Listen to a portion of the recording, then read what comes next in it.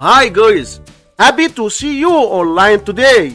In this series episode, let's learn adding and subtracting fractions made simple for kids. Let's hit the start of today's video. We have these two fractions, 6 over 2 and 3 over 9. And we want to add them. Multiply the first top times the second bottom. So we have 6 times 9, which is equal to 54. Multiply the first bottom times the second top. So we have 2 times 3, which is equal to 6. Now just add those two numbers. So we have 54 plus 6, which is equal to 60. Multiply the two denominators, so we have 2 times 9, which is equal to 18.